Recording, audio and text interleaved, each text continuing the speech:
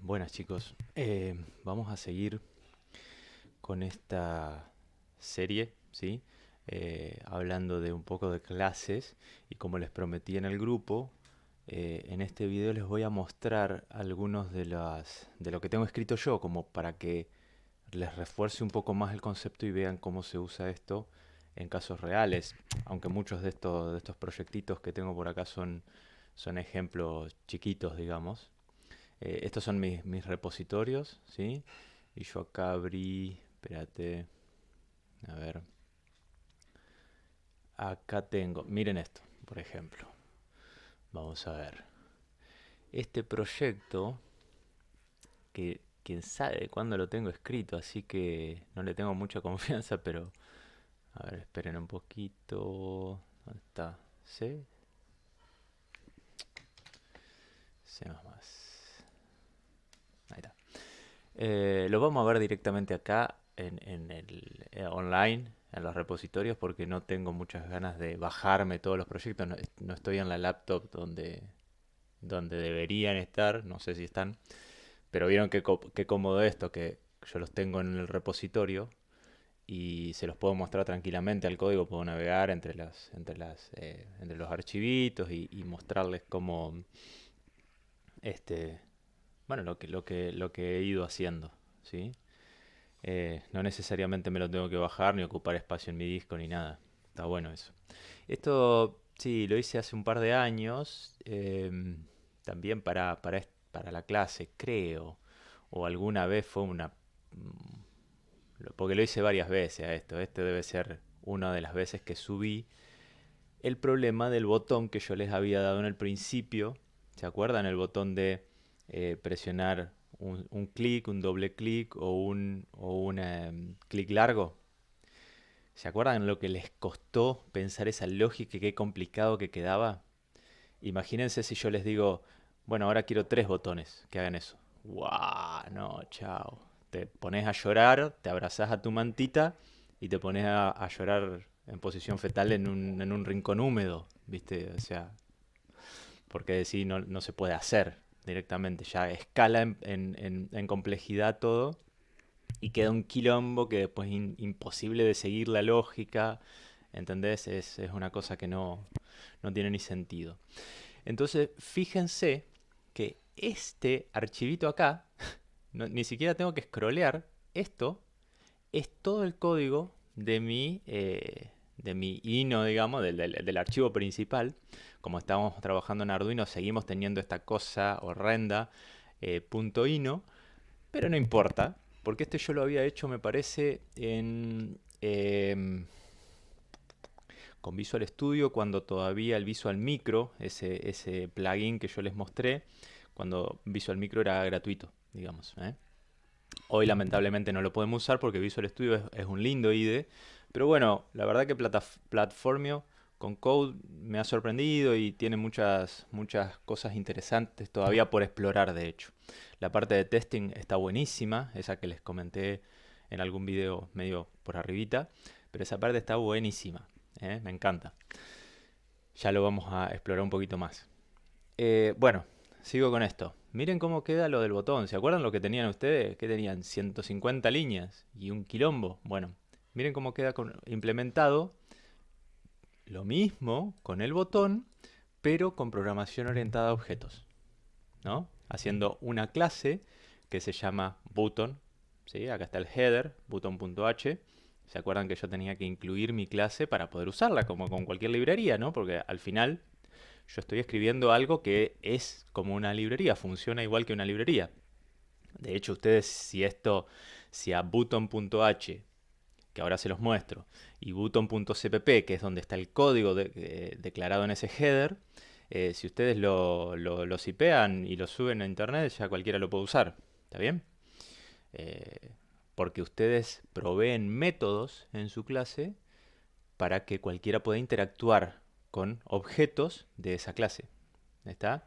Eso es lo que les trataba de hacer ver en el video anterior, que quedó un poco desordenado, que esta forma de pensar la programación orientada a objetos, eh, bueno, eso, que la programación orientada a objetos es una forma diferente de pensar en la solución de un problema mediante código, ¿sí? Lo diferente radica en que ustedes tienen que agarrar su problema, meterlo en una clase. A partir de ahí, lo que está buenísimo es que una vez que yo declaro por ejemplo, este test button, ¿no? De la clase button. Una vez que yo declaro esto, yo cuando muevo button de un lado para otro, cuando se lo paso a alguien, porque al final esto es como una variable, ¿no es cierto? Test button pasa a ser, en realidad es un objeto, pero imagínense como si fuera una variable. Ustedes se lo pueden pasar a una función, ustedes pueden hacer lo que quieran con esto.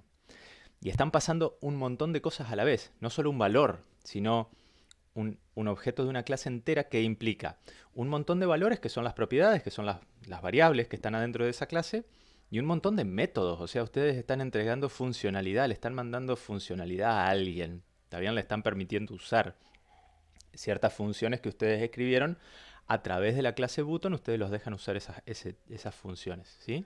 Esa funcionalidad.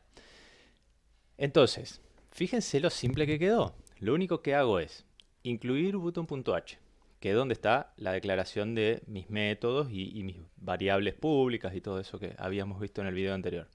Después, acá instancio un objeto. ¿Se acuerdan? Vamos a ser técnicos con esto, con la jerga, digamos, para que se vayan acostumbrando a escucharla, aunque sea. Acá estoy instanciando la clase button y eso significa que estoy creando un objeto que se llama testButton de clase button, ¿sí? Este es un objeto, testButton es un objeto.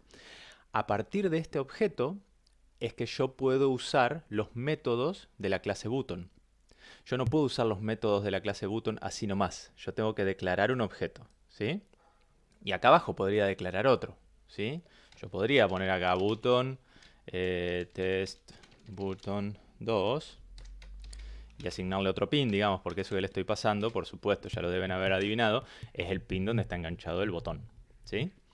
Pero yo con esto ya tengo dos botones funcionando, uno en el pin 2, uno en el pin 3. Y no tuve que tocar nada, nada más. Bueno, ahora van a ver que sí voy a tener que tocar algo más, porque el truco de la programación orientada a objetos o la diferencia con respecto a lo que ustedes han hecho hasta ahora, que es la programación procedural y estructurada, es que ustedes tienen que imaginarse alguna manera en la que este código, o sea, todo lo que está acá, pueda interactuar con mi clase, ¿sí? Yo le voy a decir que haga cosas y la clase me va a devolver cosas, yo le voy a mandar cosas, o sea, ustedes van a tener que interactuar con esa clase, ¿está bien? Y no la tienen acá, ustedes tienen que llamar a la clase y decirle, hola clase, hace tal cosa, ¿no? O la clase no, o la objeto en realidad, porque como les digo, ustedes van a acceder a los métodos de la clase a través del objeto, ¿sí? Se los repito de nuevo. La clase es button. El objeto es testButton. Otro objeto también de clase button es testButton2. Son dos objetos diferentes de la misma clase. Como podés tener dos ints, podés tener dos objetos button. ¿Está bien? Y están separados, son totalmente diferentes y no tienen nada que ver entre sí. ¿Proveen los mismos métodos? Y sí, porque están creados a partir del mismo molde, digamos, por decirlo de alguna manera, o template, o en realidad no me gusta decir template porque es otra cosa template en lenguaje C++, pero están creados a partir del mismo molde que es button, ¿sí? La clase que les da sus características, ¿sí? Nada más que después, ustedes, cada uno de estas dos instancias de la clase u objetos, cada uno de estos dos objetos, se diferencian en esto, en cómo los inicializás y que a la clase le mandás dos pines diferentes. ¿Está bien? A donde vas a enganchar al final en el mundo físico tus botones.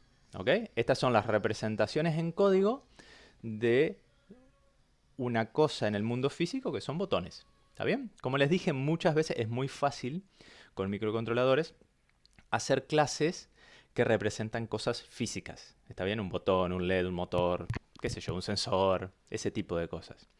Pero nada te impide que una clase sea una representación en código de algo, de una entidad de tu programa. ¿Está bien? Como usuario, por ejemplo, que al final termina siendo una persona afuera, pero en tu programa va a ser un grupo de datos en una base de datos. Por ejemplo, digo, una pavada, ¿no? Cualquier cosa que se me ocurre ahora rápido porque es con lo que más o menos trabajamos cuando hacemos bases y creamos usuarios y qué sé yo.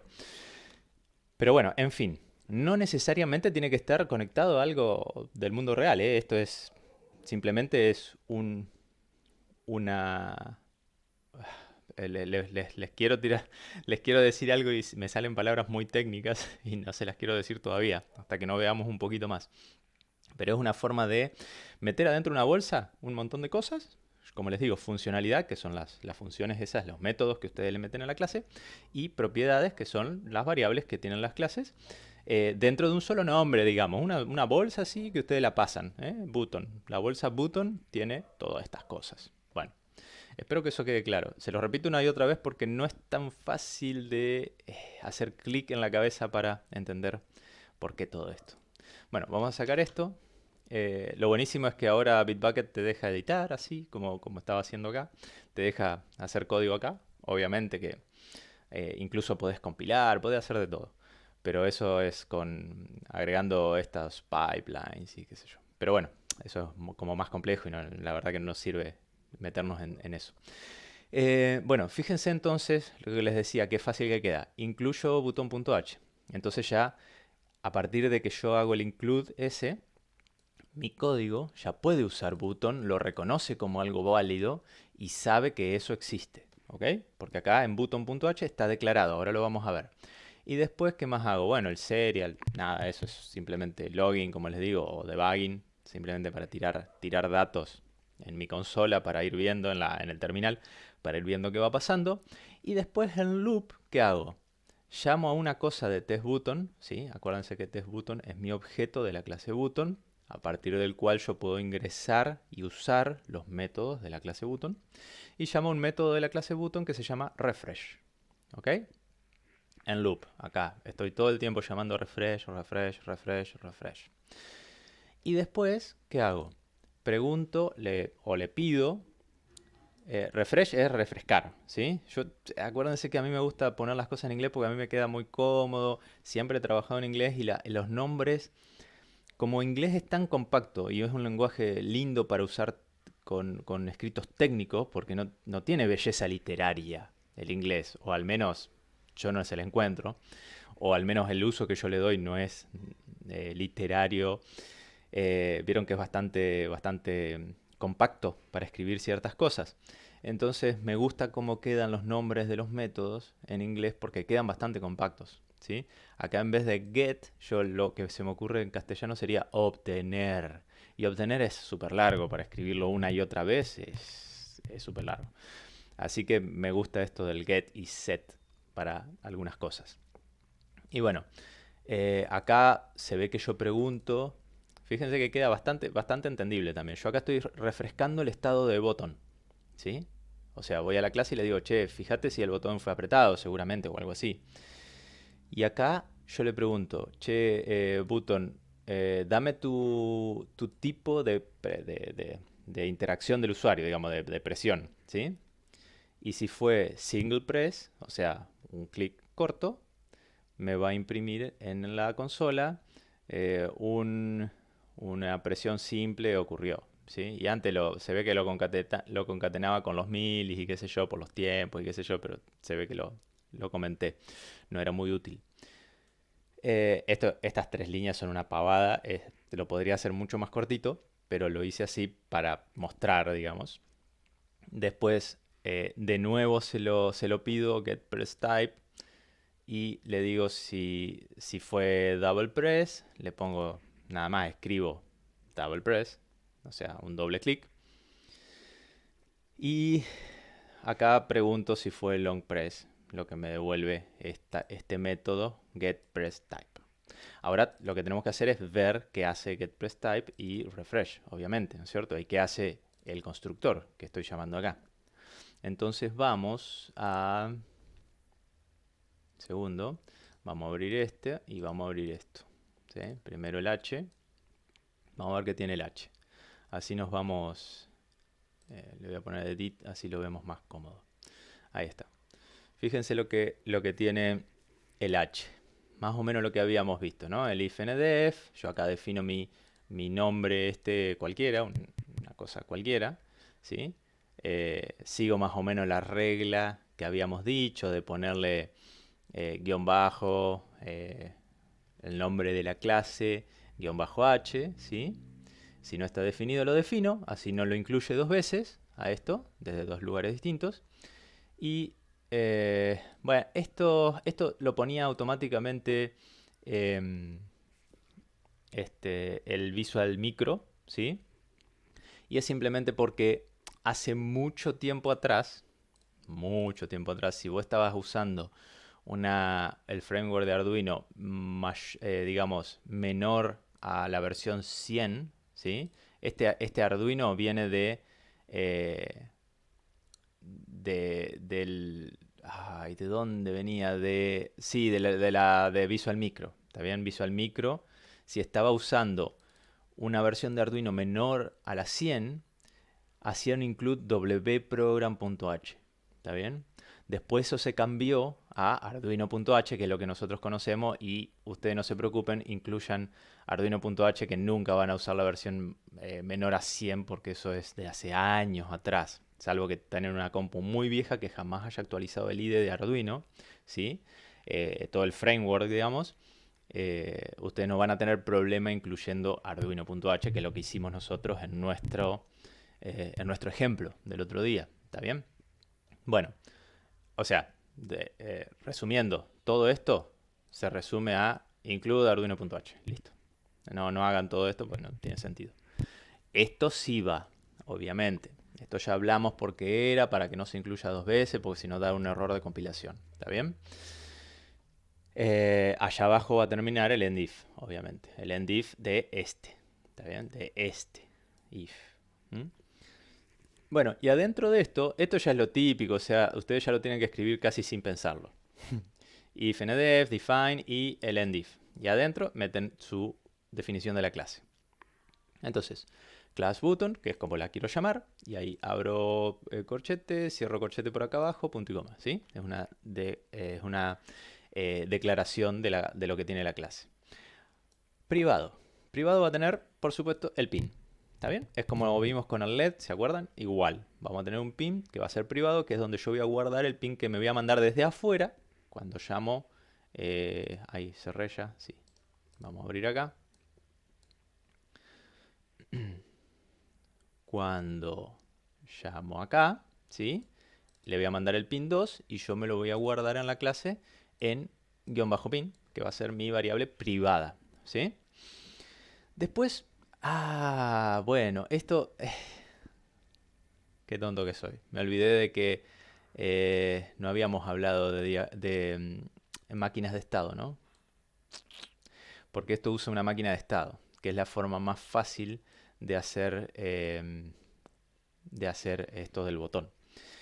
Se las voy a introducir a la máquina de estado en este video muy rápido. Si tienen dudas, ya saben, me consultan. Una máquina de estados es... Lo que pasa es que sin un dibujito se complica. A ver, vamos a buscar un dibujito. State machine.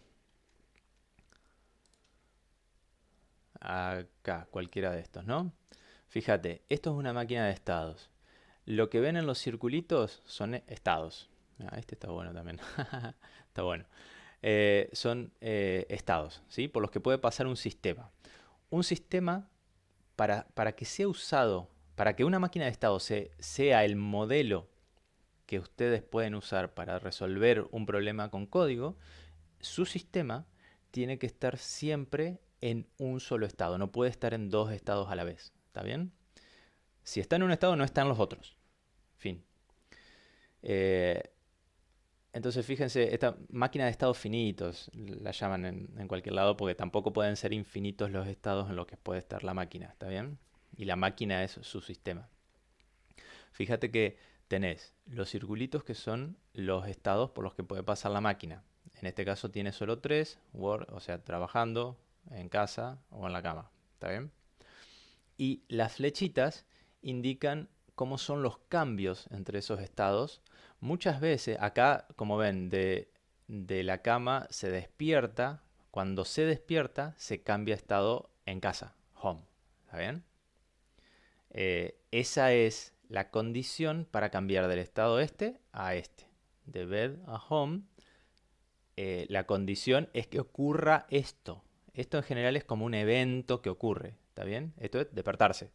Ya estabas en la cama, te despertaste, estás en casa. ¿Está? Y esto es entrenar, entrenar, tomar el tren, ¿sí? Este es el evento que cambia de estar en casa a estar en el trabajo. ¿Está bien? Se entiende perfecto, ¿no es cierto? Bueno, la cuestión es que estas flechitas indican el cambio de estado de acá hacia acá y qué evento dispara eso.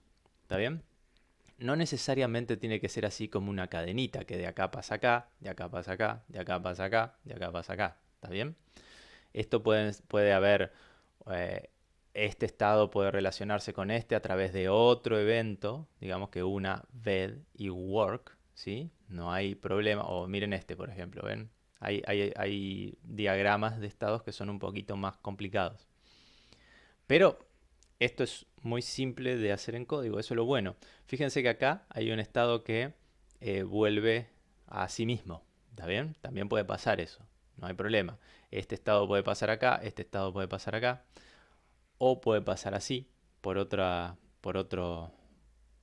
a causa de otro evento, ¿sí? Este puede pasar acá, pero fíjense que de este a este directamente, desde started a failed, no puede pasar, ¿sí? Hay cosas que no son posibles. Y eso está bueno también, es una forma gráfica de representar cómo se comporta nuestro sistema. Eso es un diagrama de estados y representa una máquina de estados, ¿está bien? Una máquina de estados es súper fácil de implementar en código. Eso es lo buenísimo. Simplemente tenemos que definir estados y decirle en qué estado está y según en qué estado está va a ejecutar una cosa u otra. Está bien, un pedazo de código u otro, dependiendo de en qué estado esté.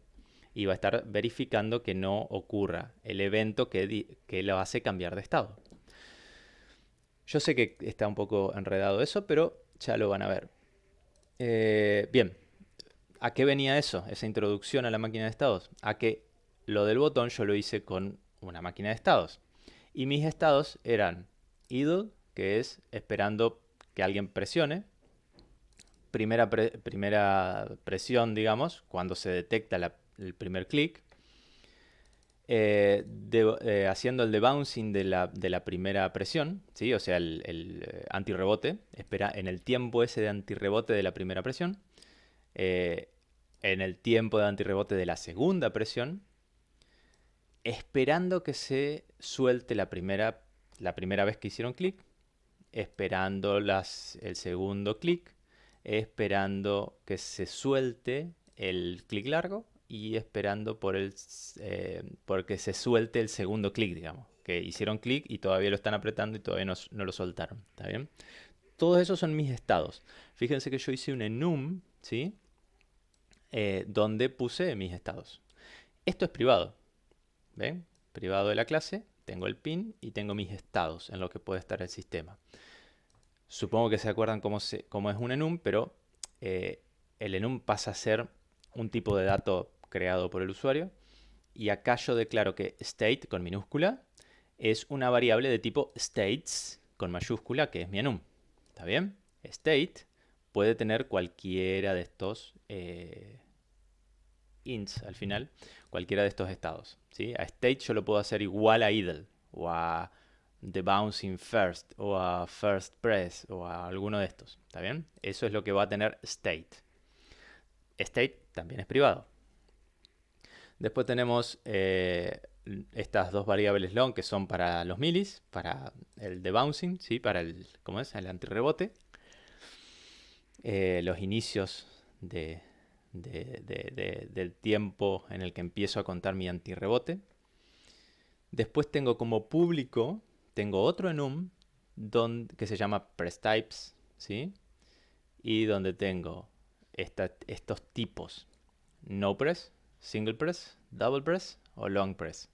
Esto va a ser no estuvo presionado, se presionó una vez, se presionó 2 veces o se hizo una presión larga, el clic largo, ¿no? No sé por qué le puse press. Esto lo hice hace 3 años, así que la verdad que no recuerdo en qué contexto habíamos decidido esos nombres. Siempre presten atención a los nombres. Después tengo otra cosa privada. Vieron que acá tenía privado. Esto es público. Acá tengo otra privada. Eso no importa. O sea, pueden poner cuantas quieran.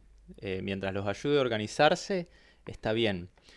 Después tengo una variable tipo pressTypes, o sea, de este num, que se llama pressType, ¿sí? Que es la que voy a usar internamente. Todo lo que sea privado lo voy a usar internamente en la clase y no va a estar disponible para afuera. Fíjense que yo dejé público este enum, porque si no yo no podría haber hecho esto. Esto no lo reconocería acá. Esto estoy en el lino, ¿no es cierto? En donde incluyo button.h, qué sé yo. Yo no tendría acceso a esto para comparar si mi botón fue presionado una vez, 2 veces, 3 veces. A mí me gusta usar estos enums más que códigos o ints. Ponerle, acá podría poner que 0 es el single press, 1 es el double press y 2 es el long press. Pero es un quilombo, nadie entiende nada. Si yo le pongo nombres, yo me entiendo mucho más, ¿no? Acá estoy preguntando si fue una presión simple. Si yo le pondría igual a 0, que es perfectamente válido, lo podés hacer, pero queda inentendible. ¿Está bien? Eh, a- Fíjense que esto yo lo escribí hace 3 años y se lo estoy mostrando ahora y me acuerdo, o sea, en realidad no necesito acordarme, simplemente necesito interpretarlo y está fácil de ver. Bueno, dejé como público ese num, entonces, como para que se vea de afuera estas opciones que tengo en cuanto a qué tipos de presión me devuelve el botón. Y tengo privada, sí, un press type que va a ser de ese tipo de num, o sea que va a contener o no press, o single press, o double, o long press. ¿Está bien? Y después como público también tengo este constructor, ¿sí? Acuérdense, el constructor no devuelve nada, no devuelve tipo de dato, tiene el mismo nombre que la clase, ¿sí? Y esas son las dos características, que no devuelve nada, ¿ven? No tiene un tipo de datos y tiene el mismo nombre de la clase. Este es el constructor. Y que recibo, por supuesto, el pin, donde va a estar el botón. Después tengo... se ve que le dejé esto público para tunearlo. ¿Viste? Para darle... porque nosotros podemos tener botones más o menos ruidosos. ¿Está bien? Entonces, yo le podía setear desde afuera, por eso dejé esto público. No está 100% bien esto, o sea, no me gusta. No soy amante de dejar cosas públicas, digamos.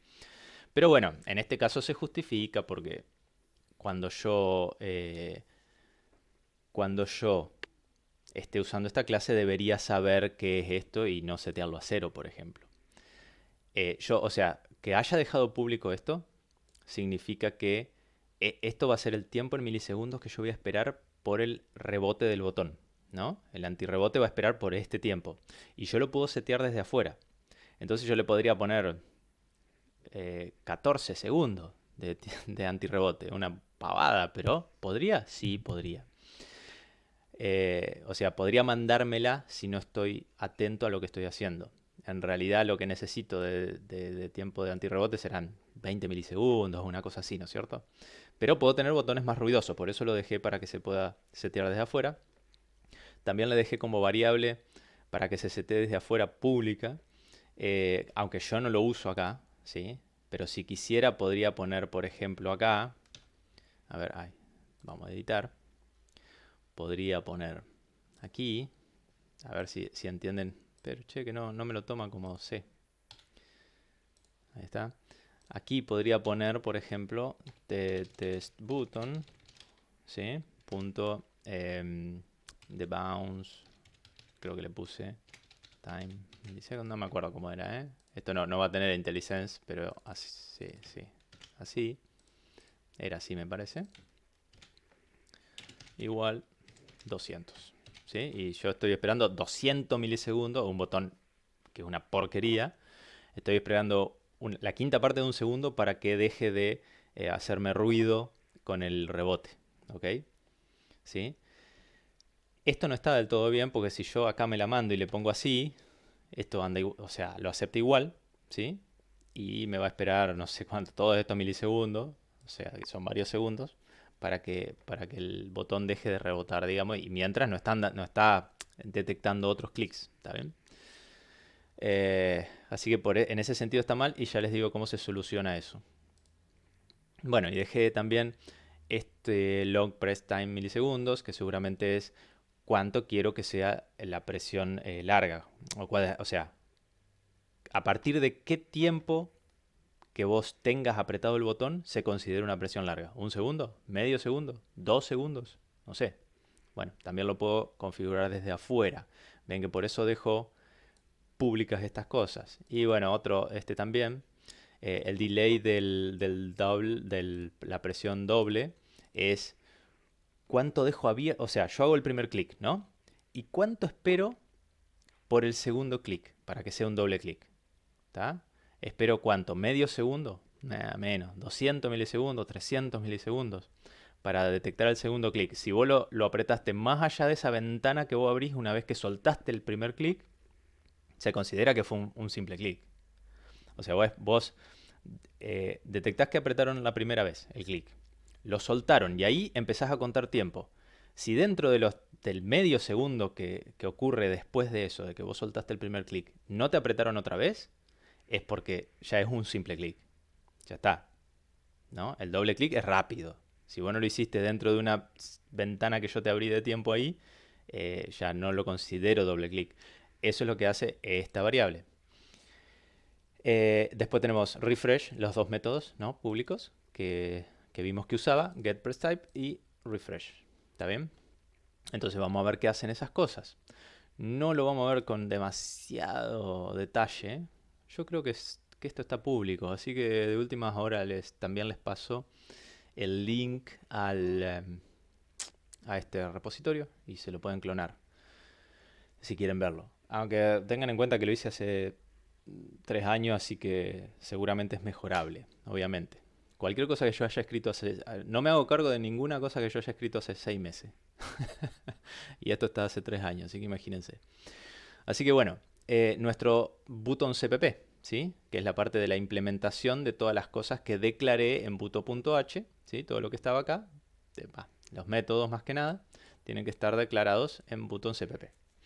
Entonces, acuérdense que incluíamos el .h, ¿sí?, para saber qué cosas había. Y después empezábamos con este operador raro, que era el operador ya lo van a ver, pero es el de ámbito, ¿sí? Ya lo van a ver, no, ya lo vimos.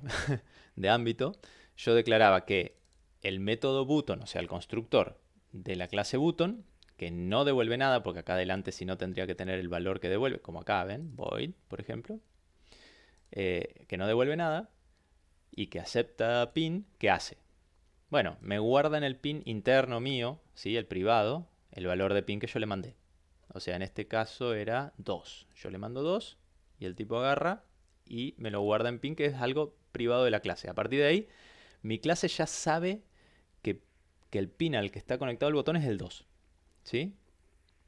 Y es interno, o sea, nadie puede venir y cambiármelo en tiempo de ejecución, porque yo no los dejo. Yo no le doy ningún método para que me cambien pin, y pin es privado, entonces nadie lo puede tocar.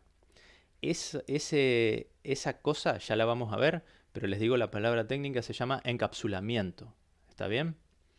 Y esto de ocultar ciertas cosas y solo dejar visibles las que necesita alguien desde afuera ver, se llama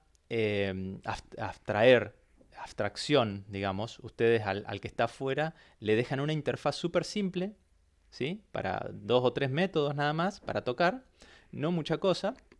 Y entonces, eh, adentro de la clase sí puede ser muy compleja, pero no importa, porque el de afuera lo ve simple. El de afuera llama refresh, llama getPressType y ya está. O sea, no le importa, se abstrae de toda la complejidad que hay adentro de la clase. Que, como ven, no es mucha tampoco, pero bueno, en fin. Entonces, ¿qué hago? Lo que hago es inicializo el pin ese que me pasaste, que me acabas de pasar y que yo ya me lo guardé como entrada, por supuesto, esto es un botón. Y estos son los valores por defecto que yo seteé, porque, digamos, conecté esto, puse un botón y vi que esto funcionaba. Y estos son los valores que me funcionaban con el botón que yo tenía. ¿Está bien?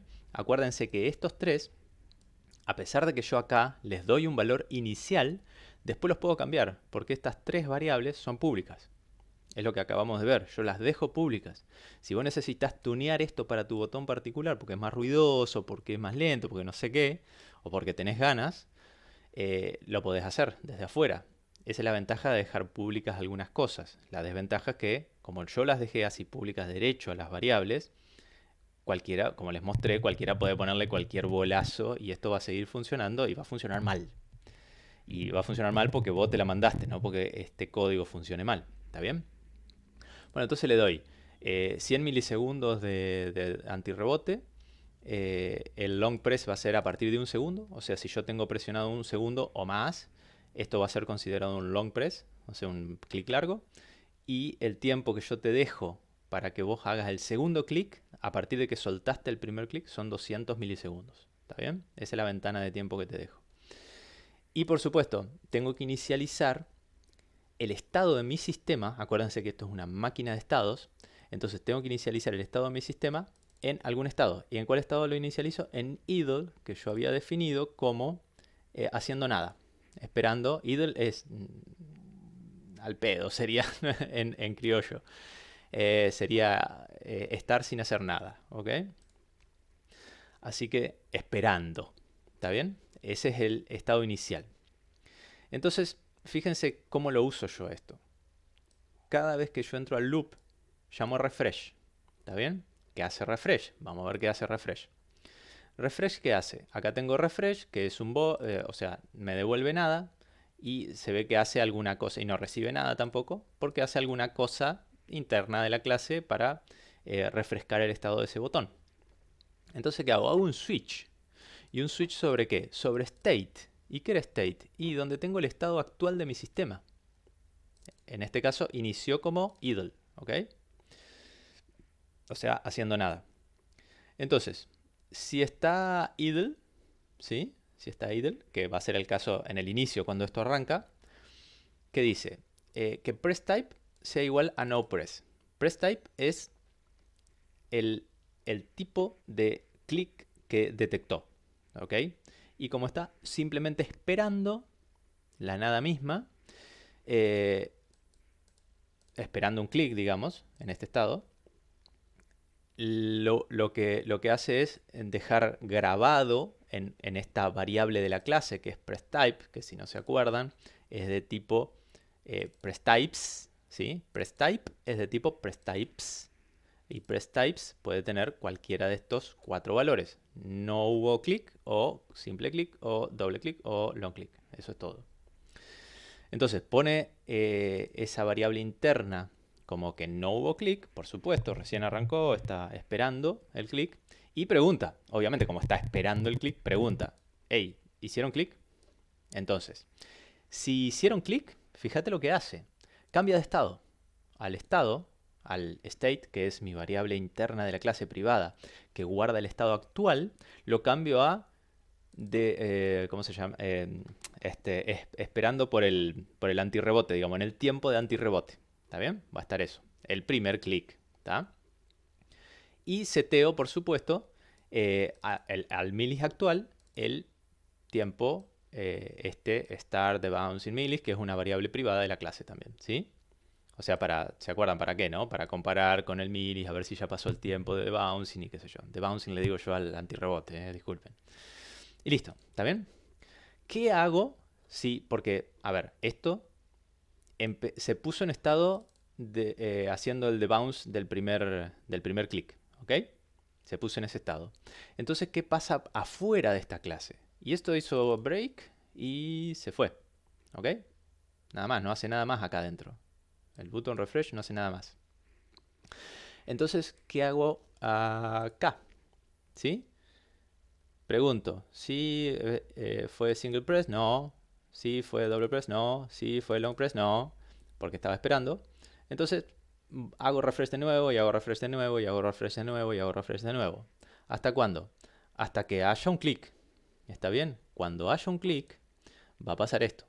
¿Sí? Lo que acabamos de ver. Se va a cambiar a the bouncing first y va a grabar el tiempo de milis como el principio del antirrebote. ¿Ok? Cuando entre la próxima vez, porque acuérdense que el loop está corriendo todo el tiempo y pegándole a este refresh, refresh, refresh, refresh de la clase, ¿sí? ¿Qué pasa? Cuando entró acá de nuevo a refresh y el estado ya es de bouncing first, no el switch state, ya no entra acá. Entra acá. ¿Y qué hace acá? Y bueno, lo que seguramente ya se imaginaban. Como estaba en el tiempo de antirrebote, va a preguntar si el mili es actual menos el tiempo de antirrebote es mayor. O sea, lo que ya vimos de milis, ¿no es cierto? Si ya pasó el tiempo de antirrebotes. Si no pasó el tiempo de antirrebote, listo. Nada, sale y listo. Y espera el próximo refresh, el próximo refresh, el próximo refresh. Que se está llamando desde loop. Una vez que pasó el tiempo antirrebote, entra acá y dice, estado, ¿sí? Va a ser, si todavía está apretado, este operador lo vimos, ¿no? El operador ternario es como un if. Si todavía está apretado el botón, se va a poner en estado esperando que lo suelten. ¿Está bien?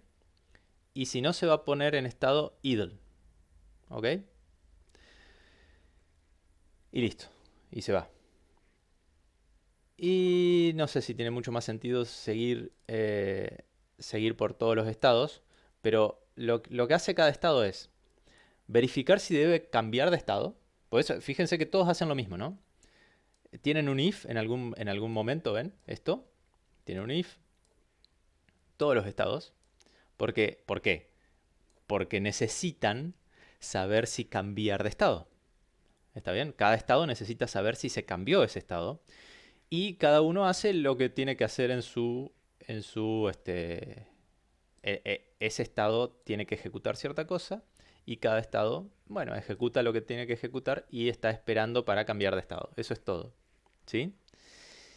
Cuando ocurre cuando detecta al pasar por los estados, según la máquina de estado que yo había planteado y qué sé yo, cuando detecta que hubo un simple clic o un doble clic o un clic largo, fíjate que pone el press type en eh, por ejemplo, acá, ¿no? Acá, cuando eh, vos habías apretado, viste que estaba esperando que vos sueltes el botón, ¿no?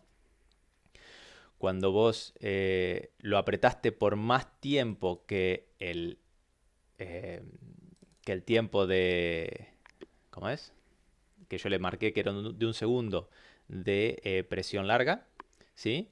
Lo que va a hacer es dejarme en press type el estado de la presión como long press, ¿sí? Pero acá lo soltaron, ¿eh? Fíjate que acá dijo, si soltaron el pin y el tiempo que lo tuvieron presionado fue más que el tiempo que vos habías configurado como para que se considere como presión larga, entonces al, al tipo de presión marcala como long press y volvé al estado idle. Entonces, ¿qué pasa afuera? Afuera me hizo el refresh, volvió al estado idle, pero todavía no entró de nuevo el switch, ¿sí? O sea, el estado del sistema quedó en idle, pero todavía no ejecutó el código de idle. Entonces yo le pregunto, hey, dame el press type. Get press type, miren lo único que hace, es una pavada. Get press type, que está acá, ¿sí? Lo único que hace es retornar. No, ¿por qué me dice no press? Bueno, esto está mal, evidentemente, lo dejé, me falta comitear algo o de este proyecto viejo o algo, pero esto lo que tiene que devolver es, eh, estoy, eh, estoy editando, sí, lo que tiene que devolver es press type, así, ¿sí? Tiene que devolver press type, entonces, fíjense que cuando yo detecté la presión larga, a press type lo dejé igual al long press. ¿Está bien? Y le puse el estado en idle. Y salí de este switch. ¿Está bien? Y volví al loop. Entonces desde acá yo pregunto, dame press type. Me va a devolver no press. Perdón, long press. Entonces esto no es igual. Esto no es igual. Y esto sí es igual. Entonces, en realidad, acá dentro donde tengo este serial, yo debería poner el código que quiero que se ejecute cuando hay una presión larga. ¿Está bien? acá en acá, yo tendría que poner el código que quiero que se ejecute cuando haya un doble clic. Y acá yo tendría que poner el código cuando hay un simple clic. O sea, las cosas que quiero hacer cuando ese botón se detecte que se presionó de una u otra manera. Cuando yo haga este if, esto me va a dar true. Voy a imprimir esto y después voy a volver acá arriba a hacer refresh del botón. Y ahí sí va a entrar al código de idle. Aquí. Esto, el press type va a volver a no press, ¿está bien? Y va a seguir esperando que se apriete el botón otra vez. O sea, por el próximo clic, doble clic o lo que sea. ¿Está bien? Le veo varios detalles a esto. Yo esta clase la he escrito, se ve que esta vez la subí al repositorio, pero la he escrito al menos 5 veces. Así que hay como 5 versiones de esto.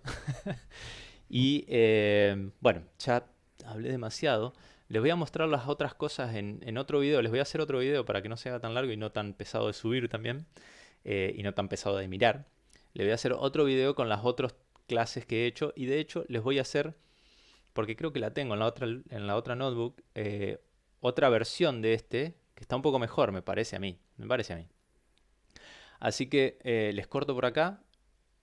Tírenme las consultas acerca de esto. Y porque acá le veo varias cositas a esto. Esto no sé si estará funcionando. O sea, la lógica parece que sí, pero este tema de que no estaba, de que acá siempre le devolvían no press, estaba mal, obvio. Em, y esto de que deje estas cosas públicas así, no me gusta. Y ya después les voy a mostrar en un video cómo se hace para mejorar esto. ¿Está bien? Yo lo que puedo hacer es no dejar esto público, pero dejar un método, o sea, como esto, ¿no? Un método, es decir, una función, que me deje, que yo a esa función le pueda mandar el valor que yo quiero que se ponga en the bounce time, ¿sí? Y adentro de esa función yo puedo chequear que ese valor no sea una boludez. O sea, yo puedo setearle que the bounce time sea entre 10 y 1000 milisegundos. No, 1000 milisegundos, un montón. Entre 10 y 500 milisegundos. Si me devuelves más de, si me querés setear este de bounce time milliseconds más de 500, yo le seteo 500. Y si me querés setear menos de 5, yo te seteo 5. ¿Está bien? Le seteo límites a lo que vos me estás mandando. Entonces yo chequeo, o sea, yo en mi clase adentro hago un chequeo de que si vos te estás equivocando, yo al menos hago que esto funcione de la mejor manera posible dentro de tu equivocación. ¿Está bien? Después se los muestro eso. Así que bueno, listo. Mándenme consultas si tienen dudas y por el grupo. ¿Dale?